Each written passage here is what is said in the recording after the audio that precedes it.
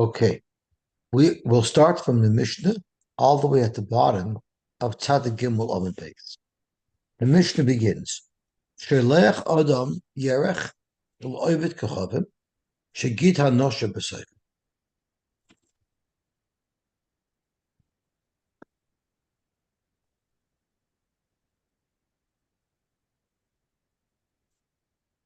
A Yid's allowed to send a full Yerech to a guy that has a Gid HaNosha inside it. Why? Mipnei Shemekayim Nikar. We're not worried that the guy might then turn around and sell it to a Yid, and then the Yid will think that there's no Gid HaNosha there. Because if it's a complete Yerech, it's obvious that it wasn't carved. And you could tell that the Gid's there, and therefore we don't need to worry. Now, really, there's a much bigger issue. B'chalal, how could you ever buy meat from a guy? Forget the Gid HaNosha, you don't know what the guy is selling. Zok the Gemara, Shleimo in, it says Yerech. Yerech means it's the full leg, it's not cut up into pieces. So Shleimo in, Chatu you wouldn't be able to sell pieces. Because there you wouldn't be able to tell if in fact the Gid HaNosha was removed. Exactly what is the case? And there were different cities that are different in Hog. If a shoichet, if a butcher invested in an animal and checked it, and it came out to be treif, he couldn't give it to a yid. He had to sell it to a guy. But the problem is, what stops that guy from turning around and selling it to a yid? So you're going to ask, a yid wouldn't buy it from a guy because he doesn't know what it is. The teretz is, we're talking about cities in which it must have been common in those days that roiv of the butchers in that city were Jewish. And therefore, any meat that you buy from anyone, even from a guy, you could go basar roiv and you could buy the meat. And you could assume that it's kosher. We go basar roiv. However, since that was the case, what happens if I have a treifa? And if I sell it to a goy, the goy will turn around and sell it to a yid. Now, there's no problem with the yid buying it because the yid can always be saibach on the roiv, and the yid always has the roiv. The problem is, how could the butcher sell it, knowing that this might end up on the plate of a yid? So therefore, there were two different approaches that cities had, and this was to solve the business problem of how do these shachtim, these butchers, get rid of their meat that's not kosher. So in some cities, they would make an announcement, today a treifa animal was found. And that advisory would be well known to all the Yid. So they would know that today they're not allowed to buy meat from a Yid, because today they might end up with a treifa.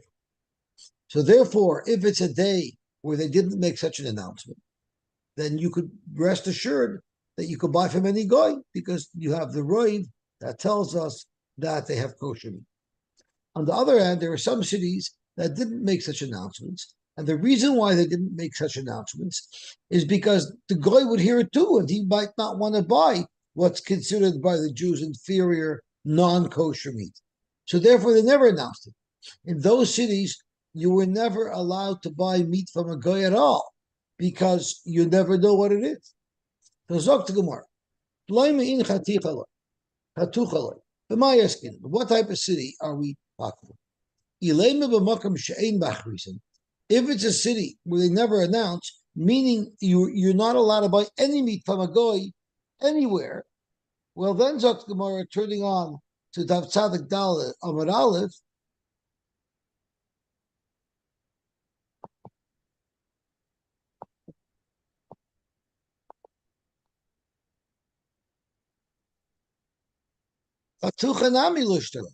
you should be able to send a guy even cut up meat where you can't tell if the gid was taken out.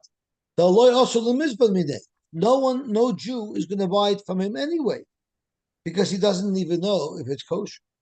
Elo, you have to say that we're talking about a city, Shemachrizin, where they would announce. And therefore, a Yid would buy meat from a guy, and now he might end up buying meat that still has the Giranosha there.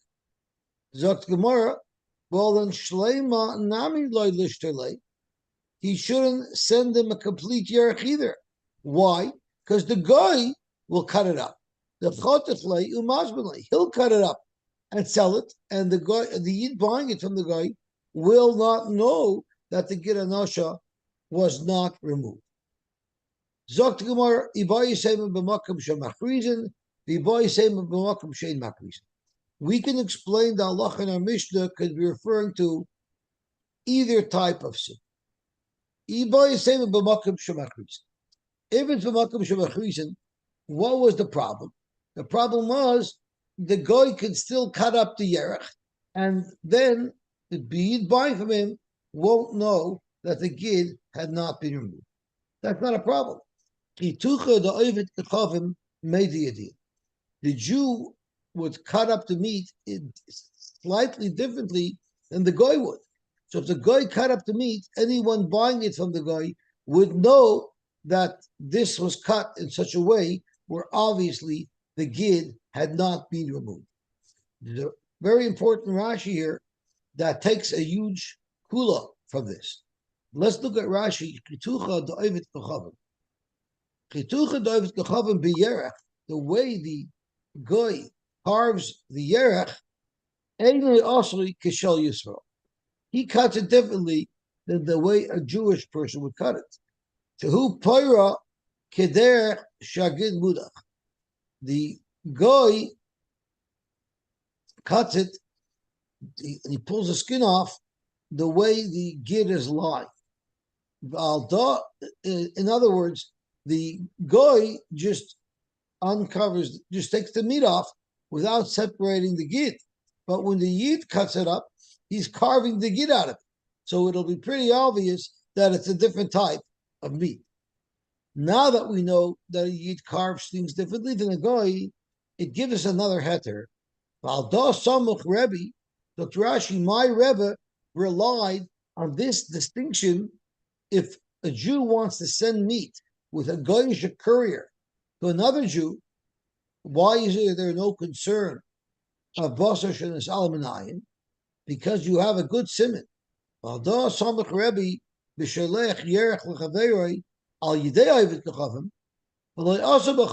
didn't seal it, so he needs a simon. The ksheira, if it's the yerech, it would still be kosher. Im hi chatucha kederech sheyisrael chaytcha achar chatita sakid. If it was cut in such a way, the way the Jews cut it, after they carved the gid out of it, they have different cuts to conform with the carving that they did to extract the gid. Aval be'ever achar, but if you sent any other limb of meat with a goy to another yid without proper sealing it, that would be a problem. That would be usher until there's a steal. So therefore, the fact that a yid cuts a yerech very differently than the goy does, not only is that a simon here, but it's also a good simon, Dr. Rashi, the name of his Rebbe, for basar shenas alaminayin. Okay. We can also be speaking about a city where they don't cut, they don't announce that there's a treif in the market, and therefore it's a city where no one would ever buy meat from a goy. So if no one would ever buy meat from a goy, why can't you sell the goy anything? No one's going to buy it from him anyway. It's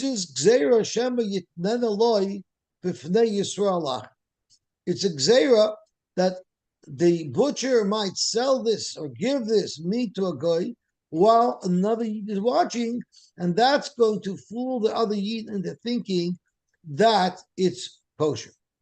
Why is that? If you think about it, look at Rashi. So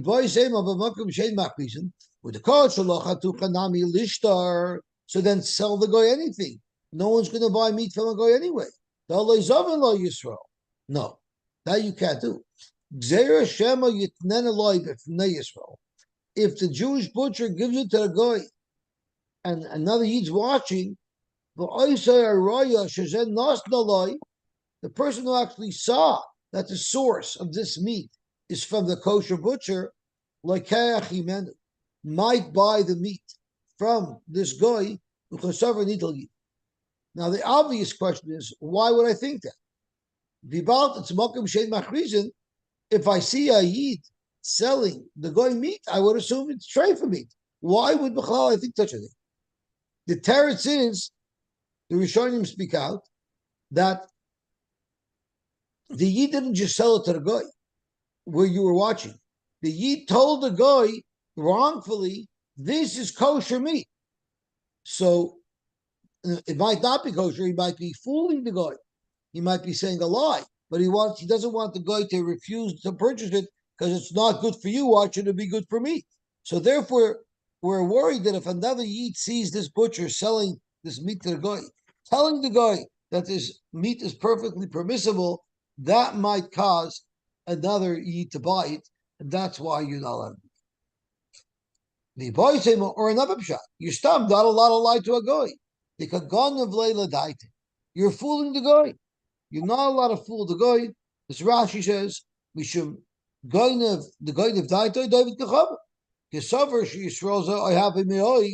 He thought that this Jewish friend loves him. Shetik nevatarach balitel gida. Achinirs laatzmai. The achach nasnalai. He thought the Jew loves him, and he prepared the meat just as if he would have prepared it for himself, and he gave that to the guy. That shows he really loves the guy. But that's not. But in fact, that wasn't true at all. He didn't take it out. And he's fooling the guy into giving him more brownie points than he actually deserves. And that in and of itself is not appropriate. Zok to Gemara, Shmuel lav beferishikvar. This halacha that Shmuel said, also ligna das abrios, he didn't say beferish like that. It's because of how we reacted in certain scenarios that we're going to share soon that showed what Shmuel held. So just to review a second. The Makim She'ein Machrizin, where no one would buy from the goy, you're still not allowed to give a gid or a yerech to a goy and tell him that it's properly cleansed of the gid, because that's a lie and you're not allowed to lie to him. Now, Rashi doesn't say you told him the farish. Rashi just says, without saying, the guy is going to assume. So not only are you not allowed to lie to him directly, you're also must, if it's assumed that the guy is going to assume that the gid was removed, you must disclose that it was not removed. You're not allowed to take credit than you're actually getting. What's the problem with the? I don't follow. What are we afraid of? It's not honest. It lacks in honesty when you give a present and you know that the person receiving the present thinks he's getting grade A and he's really getting grade C. But to the goy, it doesn't matter about it doesn't matter to the goy at all. So Rashi explains that it does. Because Rashi says, if a guy just gets a gift from a Yid, it's one thing. But if a guy sees that the Yid gave him something that's very precious, because he went through all the effort and prepared it to make it even kosher for a Jew, and that is given away, that shows he really cares about it. If he just gives me a traffic piece of meat, no, I appreciate it, it's nice. But if he gave me a piece of meat that he could have used for himself, that he worked on carefully to prepare for himself, that shows he really loves it. All right. So therefore, it's inappropriate. So what were the stories that occurred that revealed what Shmuel thought about this halacha? The Shmuel hava ka'avar b'mafra. He had to cross over a river with a boat, so he needed to pay his fare. So he sent his shliach to pay the fare in advance. Amar l'shamei told the shamis paisei l'mavurei. Rashi's paisei l'mavurei means tein scharei l'bal hamavaris. Pay the ferry operator so that we can cross the river on this ferry. The Ikbid and Shmuel got upset at his shliach. What did his shliach do wrong that ignited the anger of Shmuel? My time Ikbid. Amar Abaye, what happened was, is time the goylish treifavoy, he gave the ferry operator a treifa per the goylish. But he told him that it was kosher. So the guy thought he was getting a higher quality bird that was shechted, that was even royu to be eaten by a yid, when in fact he wasn't. And Shmuel was upset about it. So that clearly shows that Shmuel doesn't like the Geneva das of the guy. Rav Omar, it wasn't a bird that was given, rather the shliach paid with wine. Anafka Omar leilashkuye, Shmuel instructed the shliach to give anafka, which is undiluted wine. It's stronger and it's more valuable. We can call it concentrate. But he only gave the ferry operator wine that was watered down. I don't know if I was about to go on a trip with a driver, I would not give him an alcoholic beverage. But could be he wasn't to drink then, it was to drink later. So you see clearly, Shmuel had akpada that his shliach fooled or led the boat driver to believe that there was a higher quality product when they gave an inferior one. Frank the Gemara, you mentioned Shmuel didn't say this beferish. We saw that he got upset. From there, we figured it out. Who cares? You have the information that you need. What's the big deal? We still know clearly what Shmuel holds. Zok the Gemara, no, it's not 100% because there could be an alternative way to interpret Shmuel's anger. The mandamar treif avoy, according to the mandamar, according to Abaye, that he gave him a treif of tarnagoylis. Omer lay, he was upset at a shamis amai tishi yisura. How is it, Mr. Shamis, that you even had in your possession a treifa bird? You should have gotten rid of it right away. You should never have such a thing in your possession because one of us might eat it. So he was upset that his shamus even held on to a treifa bird. Shamus says, I can use it for a guy. I would hold on to it. But Shmuel said, no, you shouldn't even be holding on to that. So maybe the reason why he's upset had nothing to do with Kedevas Das, it had to do with a completely different issue. And Lamanda Amar Nafka, according to Rabbah, who learns that it was strong wine that Shmuel had instructed the shamus to give, Amar Le Lashki Nafta Mashim. If I told you to give a nafka, then follow my instructions. Don't deviate from my instructions. So maybe Shmuel was not upset because of the Gnevus Das. Maybe Shmuel was just upset because the shamus didn't follow the instructions. So that's why the Gemara says Itmar, because there, although we assume that Shmuel's hakpada was due to Gnevus Das, but it's not 100%. Zok the Gemara Vaitim. Tanya, we learned to the Brisa. Higher Meir Omer. Meir used to say, Al Yisahar of Odom Lechaveroi, Lisay Etzloi, V'yedei by Shein Nisay. If you know that this person is not going to eat by you, don't pressure him to come eat by you, because you don't really mean it to have him eat by you. You're only pressuring him is because you know he's going to say no.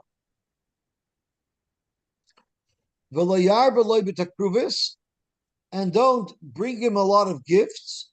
And you know that he doesn't accept gifts. So you're only doing it because you know he won't accept it. That's not sincere. Now, it's a very big honor when someone comes to your house and you open up a fresh jug of wine for him. So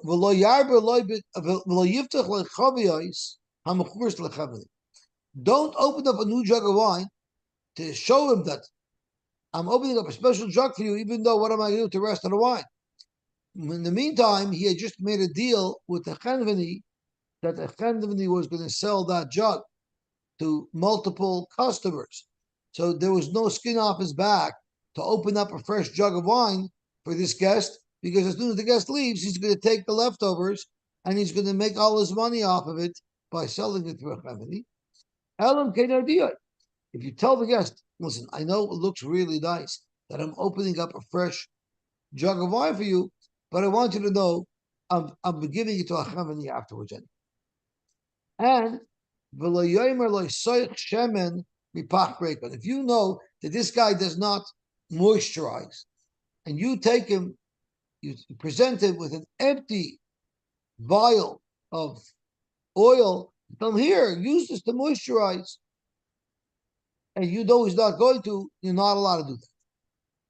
The imbishvil kfaidai mutter. But if you're only doing it to honor him, then it's mutter. Now it's a very interesting to look at the distinction between the cases. By the last case, it says what I don't understand is why doesn't it say even mipach mole, but he knows the guy's not going to use it. It doesn't seem to say that that's a problem. So the Rishonim speak out that there's a very big difference. Presenting him with a pach shemen, saying use it to moisturize, and not pressurizing him, that's only a problem if it's empty. Because if it was full, then maybe he'd use it. When you're presenting it to him, maybe you don't know if he's going to use it or not. If it's Reiko, you know for sure he's not going to use it because there's nothing in there. You got lucky that he didn't go for it. But you don't know for sure that he's not going to take it. The earlier cases is when you know he's not going to take it. There, it's usher, even if it's full. But if it's mishvil kfaidai, then it's mutter because you're just trying to show other people that you're offering them these things so that he should be honored. Because people see, you're being machabed this guest, he must be a chashav guest.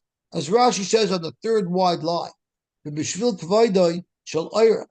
If it's for the honor of the guest, l'idea lebrios shechavav, that shows everybody around that this gentleman is a VIP, then it's mutter, because you're not doing it to fool him. You're doing it to create a special respect for this guest. Zog to Gemara weiter. Aini, is that so? Ula ikla levei Rabbi Yehuda. Ula came to the house of Rabbi Yehuda. So Rabbi Yehuda was hosting Ula. Pasach lechaviyos hamuchuros lechavini. And he did that. He did just that. He opened up a fresh barrel, but the barrels were going to the chavini anyway. Dr. Gemara, yes, but I did. Rabbi Yehuda told Ula, I want you to know, these chaviyos that I opened up for you, lemaisa, it's going to go to the chavini anyway. Or v'beisema, shiny Ula, the chavav leila Rabbi Yehuda, the v'lavach inami psuchim aftachei. Yes, in this particular case, Rabbi Yehuda had a way to salvage the rest of the wine and he was going to give to the chavini. But the fact is, Rabbi Yehuda would have done it anyway, even if he couldn't sell it to the chavini. And therefore, Rabbi Yehuda was allowed to do it here as well, because it's not going to give his das. In fact, he would have done it anyway. Tana Rabbana, lo yelech adam lebeis ovel. A person shouldn't go to a beis ovel, uviyodoi lagin hamiskashkesh, and he has in his hand a jug or a vial in which there's oil sloshing around. Hamiskashkesh, Rashi says, chaser uvishizeh sover shahumale. So it's empty. That's why things are sloshing around. But Yeni doesn't hear it. The Oval thinks you're bringing him a gift of a full jug of oil. And don't fill it up with water to make it look full. But they should not tell you. It's Kenevis Das to Oval. You're making him feel good when really you're not doing anything. However, Chaver Ha'ir, but if there's there, a bit of Chacham is there, then it's going to be mutter. Why is that? So Rashi, so I was wrong. It doesn't mean the Talmud Chacham. It means Chabur Asir. If there's a big island by the Shiva house, Sheyeshem Rabbim, V'zem is Chavin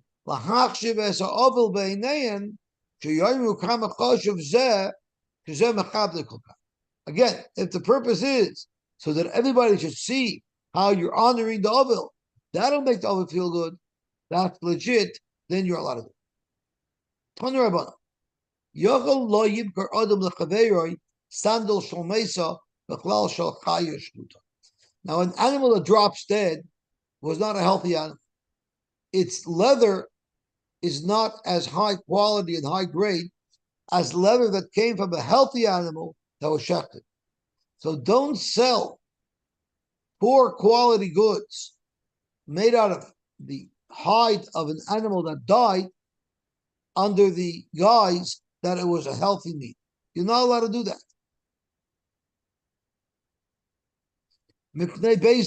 For two reasons. A, you're fooling him. Now, you never said it. You never told him that it's high grade. He assumed so. You never specifically told him that's stealing. But you're still fooling him. And the second reason is why because maybe the animal that died because it was bitten by a snake, and there may be venom in this leather. And if he has a skin puncture and his skin comes into contact, his bloodstream comes into contact with that venom, it could kill him too.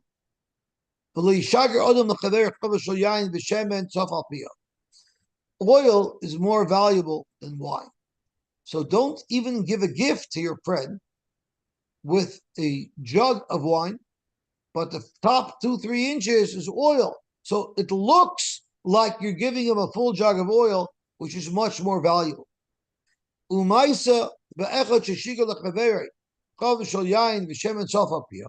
There's a story where someone gave his friend a gift, and it looked like it was oil because the top layer was oil. And Vibal, this recipient, thought that he had a barrel of oil. He said, great, I'm going to invite friends over for a wonderful meal where we'll use this oil. And they came in and he was serving everybody, and he realized that he didn't have oil. It was wine. He was so humiliated in front of his guests that what's he going to do? He doesn't have oil for them. He committed suicide. That's why you shouldn't do such things.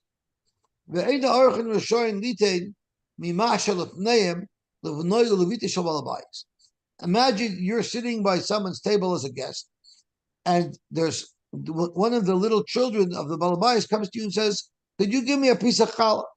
You're not allowed to take a piece of challah from the balabos's table and give it to the balabos's own child. You don't have a right to do that.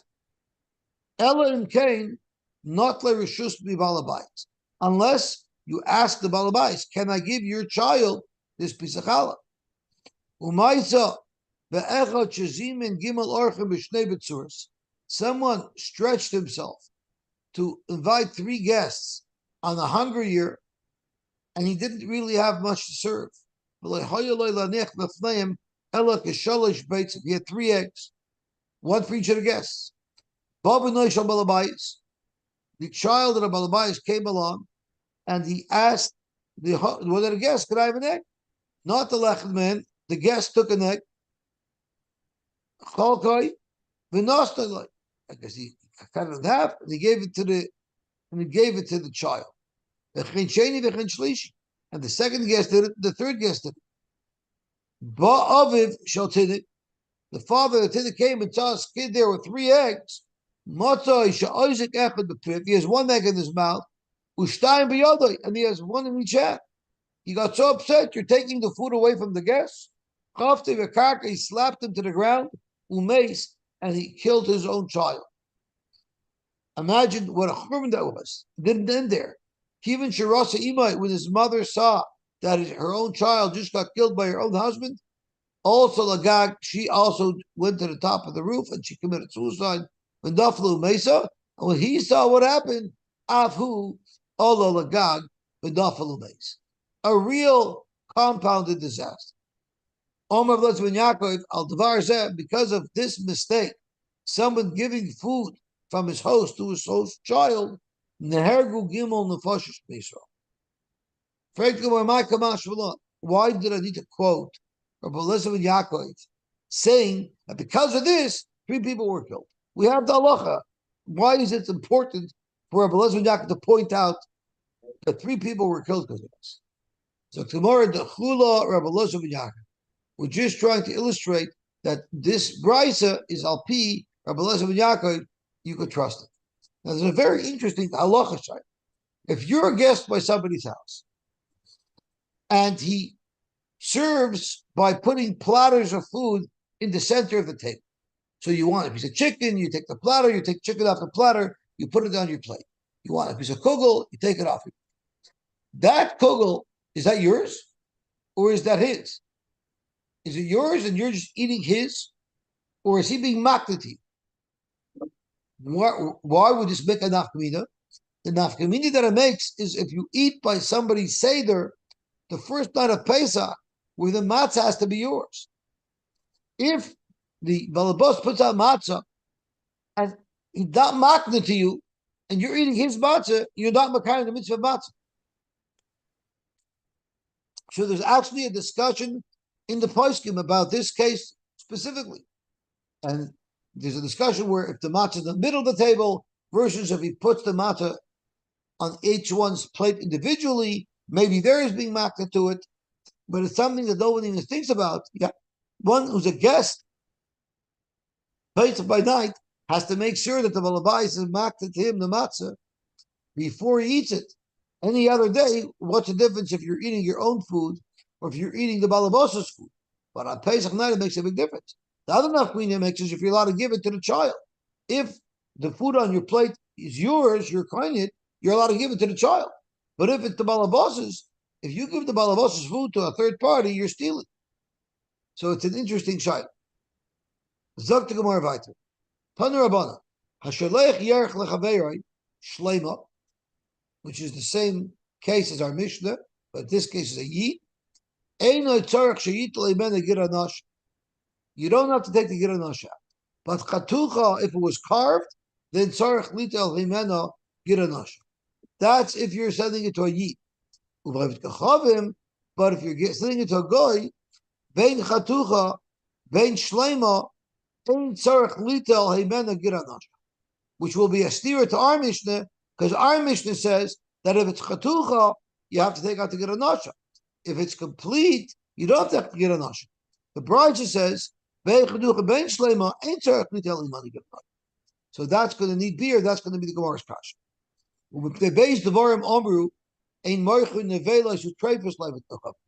There's 2 reasons they said you shouldn't sell nevelas and treifos to a god.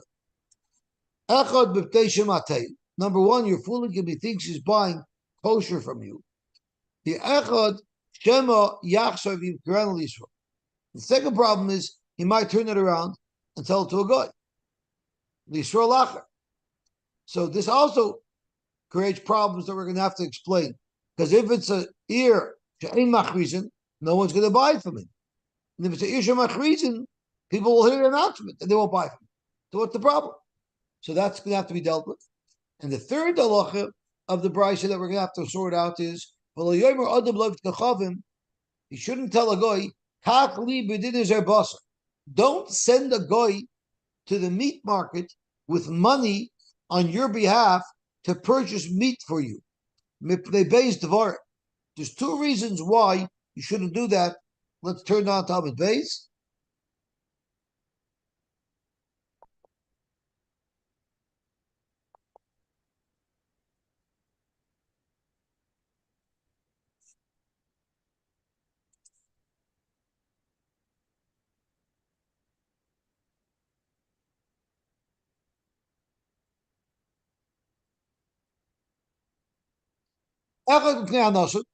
We're afraid that this guy he got the money from the Jew, he won't pay it, he'll go to the butcher, he'll hold a gun to his head, to give me that money, give me that meat.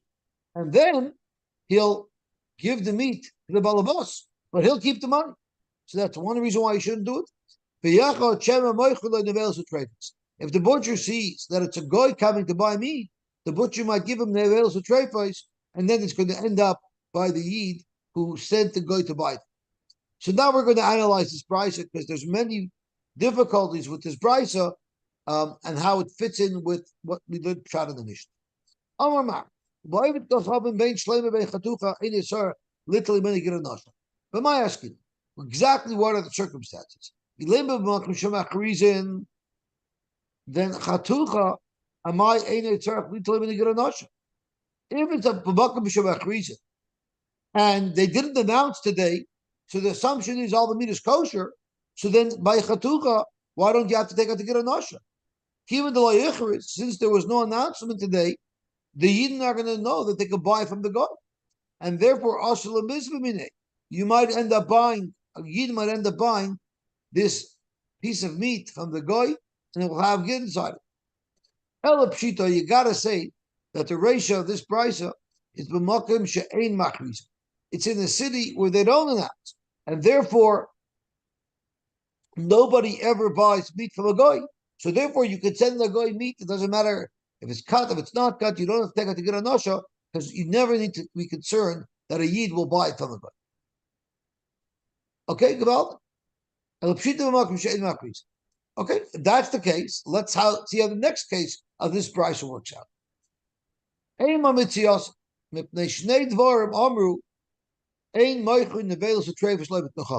two reasons why you shouldn't sell nevelos and treifus to a guy. You're fooling the guy. But because of the ratio you just said that we're talking in the case shein machrizin, and no one ever buys meat from a guy. What are we concerned about? Sell treifus to a guy. No yid's going to buy it from the guy anyway.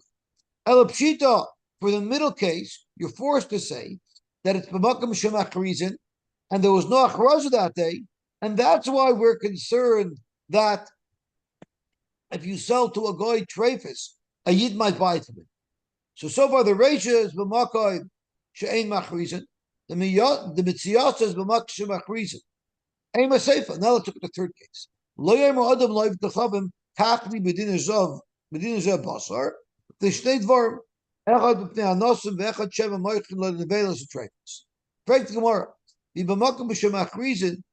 b'makom b'shemach reason, and today they didn't announce, if there was any treifa in the shul, it would have been announced. So there was no announcement. We can assume it's all kosher. So why can't you ever go buy for you? Ella, what are you going to have to say? The third case of the brisa is Ella pshita b'makom she'ein mach reason. You have to say it's speaking in a case where they don't announce. And that's why you should never be buying from the guy. You should never send the guy. So that's very difficult. Reisha v'seifa b'makom she'ein machrizin. The reisha in the seifa of this price is b'makom she'ein machrizin, and mitziyah says b'makom she'ein machrizin. That's not so logical. Amar Abaya in, yeah, that's exactly what you got to say. Reisha v'seifa b'makom she'ein machrizin, mitziyah says b'makom she'ein machrizin. Rava says no. I have a way to explain the whole brisa that it's speaking in the same case. Rav Amar Kula v'makom b'shemach reason. So the Reish of Seifa is speaking shech reason, and that's why there's the issue. There's a problem that we have good. The problem is the mitziyasa is shaloyach reason. So in all three cases are in cities where should there be a treifa, it would have been announced. So they're parallel. They're all the same case.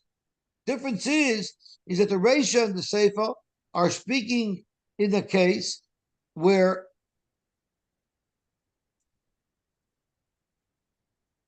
they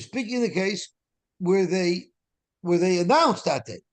So Reisha v'Seifa Shechrizu, they announced that there's a treifa in the show, and therefore the Reisha says that you could send a goy, whether it's cut or not cut, you could send it to him because if they announce it, no one's going to buy from it.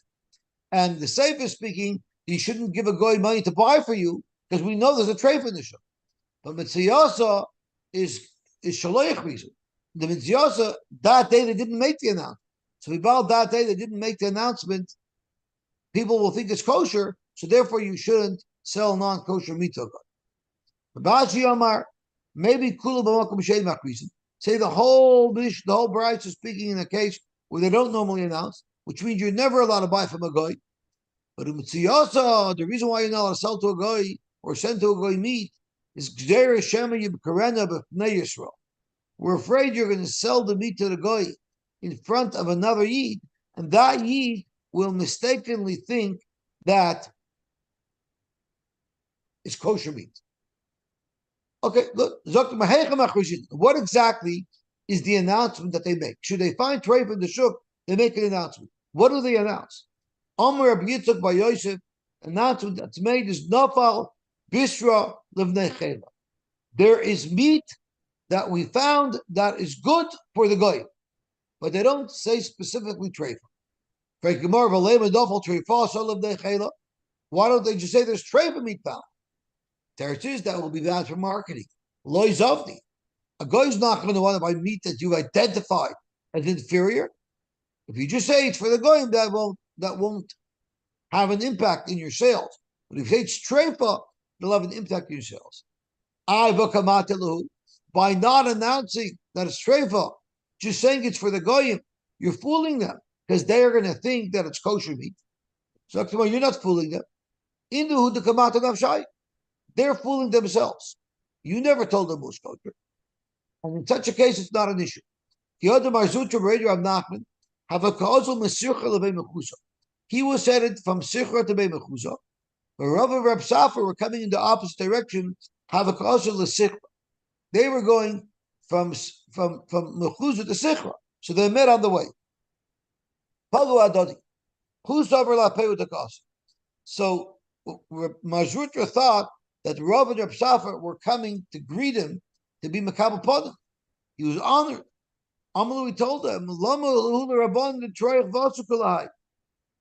why did you have to make such a big deal? You didn't have to come to greet me. Amalei Reb Safra. The Reb Safra told him, we didn't even know that you were coming. So we don't want it to be Geneva Sadas. We didn't know you were coming. We happened to be here anyway. But you should know that if we would have known that you were coming, we would have even done more than just what we did. We would have come with a whole welcoming committee because our machshir. Amalei Rava, my time amrit leihachi. Why do you tell him that? Dr. Gemara, dachlishte ledaite. Dr. Rashi, to Yosarvet Chila to Kabdanu. He thought originally they were mechaberim. So Rava said, why would you tell him that and make him feel bad? Let him feel good at least. Amalei, what do you mean? We had to tell him. We didn't want to mislead him into thinking that we came special to greet him. So on that, Rava said, you never said anything. So he fooled himself. Because he fooled himself, you didn't have to correct him. So you see that you're not allowed to mislead somebody in your actions, but if you're not doing anything to mislead them and they're misleading themselves, that's not your problem. There was a butcher who told his friend, and let's just go to Tzadikei Amud Aleph, just so that we could fully finish the daf.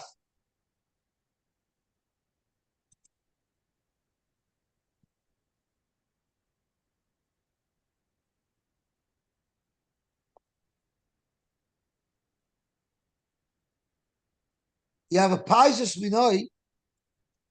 If you would be good with me, I made a massive barbecue yesterday. If you would be good with me, if you weren't fighting with me, I would have invited you. Okay, so we'll stop here. I just want to share with you a story. There was once a gadol that was coming to Philadelphia, and the gadol told the yeshiva, "You pick me up in the airport. Don't make a big kabbalah spot. Keep it simple. Keep it simple." If you ever came to Philadelphia, when you come to yeshiva, you're driving along the Schuylkill Expressway, and on the Schuylkill Expressway, it runs along the Schuylkill River. So the homes on either side of the river have lights. They lit up the homes almost like Christmas lights. So when you're coming along the Schuylkill Expressway, the Rosh Yeshiva told them, "I told you not to make a special thing for me," because he thought all those lights set up or for him. They didn't have to answer him because he fooled himself. Okay, everyone should have an awesome, wonderful day. A wonderful day. Thank you. Thank you.